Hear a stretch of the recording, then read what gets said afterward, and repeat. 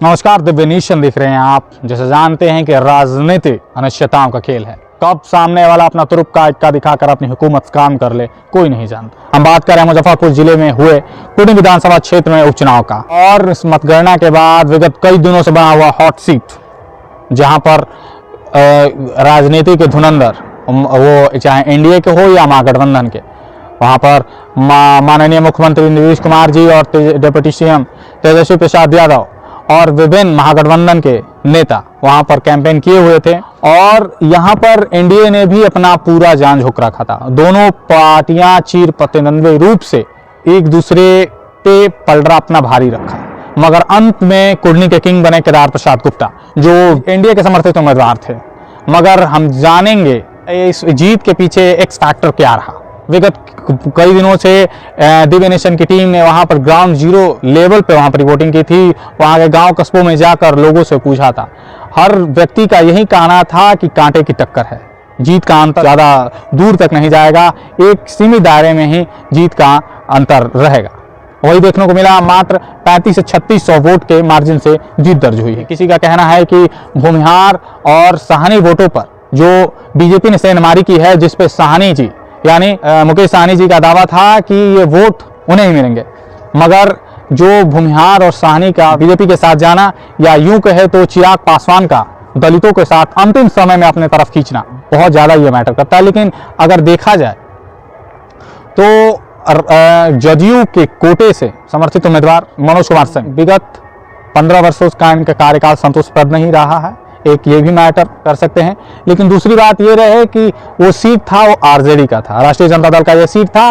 किस वजह से ये जदयू को दी गई, ये आंतरिक बात है, इसे तो हम कोई हस्तक्षेप नहीं कर सकते। जदयू के कोटे की सीट आरजेडी को दे जाने का एक बहुत बड़ा कारण हो सकता है। और दूसरी बात, एक ऐसे प्रतिनिधि को जो विगत 3 वर्ष समय अंतराल तक वहाँ का नेतृत्व किया है और वहाँ की जनता इनके कार्यों से असंतुष्ट हो, इनके कार्यों के प्रति दोबारा इन पर भरोसा जताना नहीं चाहती हो। और दूसरी बात है कि बिहार बिना जातीय समीकरण के इसकी कल्पना नहीं कर सकते। वहाँ पर अगर आपको जीत करना है तो वहाँ पर एसी एसटी से लेकर ओबीसी और जनरल, तीनों ये चारों सेक्टर में आपको वर्क करना पड़ेगा। आपको अधिक से अधिक जो सहनी वोटर्स हैं, भूमिहार वोटर्स हैं, इनका जो एक बैकबोन बना हुआ था, वो झुकाव लोगों की दृष्टि में मुकेश सहनी जी की तरफ बना हुआ था, मगर बाद में अंतिम समय में उनका बीजेपी की तरफ मुड़ना एक बहुत बड़ा कारण हो सकता है। दूसरी बात है कि अभी वर्तमान में चिराग पासवान को बीजेपी एक तुरुप के रूप में प्रस्तुत कर रही है। वर्तमान में कुछ दिनों पहले भी हम देखा थे कि मोकामा के चुनाव में अंतिम समय में चिराग पासवान को मोकामा के उप विधानसभा चुनाव में उतारा गया था। अमूमन तौर पर माने तो क्या चिराग पासवान बीजेपी के तुरुप के हैं, जो अंतिम समय में बीजेपी अपना पत्ता खोलती है। क्या ये पत्ता बीजेपी के लिए बादशाहत कायम करने में कायम रहा, या कोई और वजह?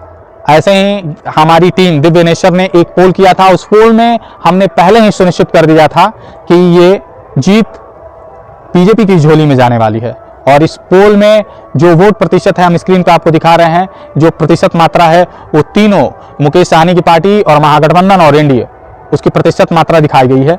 और विगत पिछले बार विधानसभा चुनाव में केदार प्रसाद गुप्ता का जो जीत का अंतर था वो मात्र 700 महज कुछ वोटों से रह गया था, मगर इस बार उन्होंने उससे दोगुने चौगुने वोटों से जीत दर्ज की है। राजनीति में एक्स का मान करने में कभी कभी नेक्स्ट आ ही जाता है। तो इस नेक्स्ट को स्वीकार करते हुए, महागठबंधन को इस हार से स्वीकार करते हुए, हुई विफलताओं से सीख लेते हुए, आगामी विधानसभा चुनाव में अपनी विफलताओं से सीख लेकर कुछ अलग करने का प्रयास करना चाहिए। धन्यवाद।